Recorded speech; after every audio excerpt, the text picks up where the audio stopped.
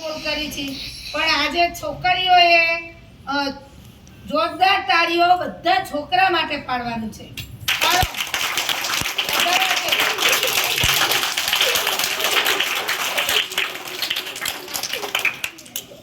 કેમ કે આજે છોકરાઓએ ખૂબ જ સરસ કામ કરી દીધું। તમામ છોકરાઓએ એટલું સરસ કામ કરી દીધું। આ 3 પોથીઓ આજે બની ને એમાં છોકરીઓના કાગળિયા બહુ ઓછા છે, બધા છોકરાઓના કાગળિયા આવ્યા। બેટા આનાથી પછી ફૂલાઈ જવાનું નથી, કાગળો થઈને કામ આનાથી વધુ કરવાનો સંકલ્પ લેવાનો છે। હજુ આપણે બોર્ડમાં 5 વિષયના લખેલા છે વર્ગ કાર્ય, ઈ અત્યારે જઈને નોટમાં લખી લ્યો ને ચાલુ કરો। અધૂરું એ ઘરેથી કાલે પૂરું કરી આવવાનું છે।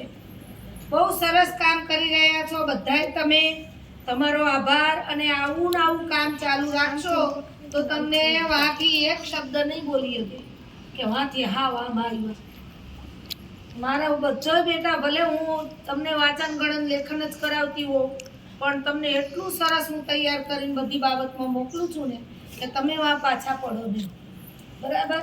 તો મને આજે પ્રોમિસ કરો કે બેન તમે બોલો છો ને એનાથી વધારે કામ કરીને અમે બતાવીશું। હમણાં ગુણોત્સવ આવવાનો છે, બધાયનું ચેકિંગ થવાનું છે। ચેકિંગમાં શું શું થશે એ કહી દો। પાડા બોલાવશે, સંખ્યા જ્ઞાન, બોર્ડમાં દાખલા કરવા ઊભા કરશે, સ્પેલિંગો છે, પછી પ્રશ્નોત્તરી છે, સમાનાર્થી શબ્દો છે, વિરોધી શબ્દ છે। તમારા પેપર જોશે સત્રાંતના, ઈ પેપરના માર્ક જોઈને એમાંથી તમને પૂછશે, એકમ કસોટીથી પૂછશે। તો આપણે એકમ કસોટી પાછી જાન્યુઆરીમાં આવે છે કે આવતા મહિનામાં આવે તો 3 પાઠની ઈ આપણે તૈયારી કરી લઈ। આપણે ક્યાંય પાછા જ ન પડવા જોઈએ। કોક હમો આવે ને આમ લડવા તો એને ધુંબો દઈ પાડી જ દેવાનો, ક્યાંય પાછું ન પડવાનું।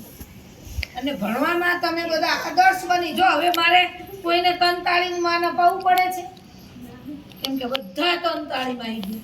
જો આટલા બધાને તનતાળી પડે તો મારા મોબાઈલની હું દશા, એટલે આપણે કાગળમાં જ લખી કાઢી છે।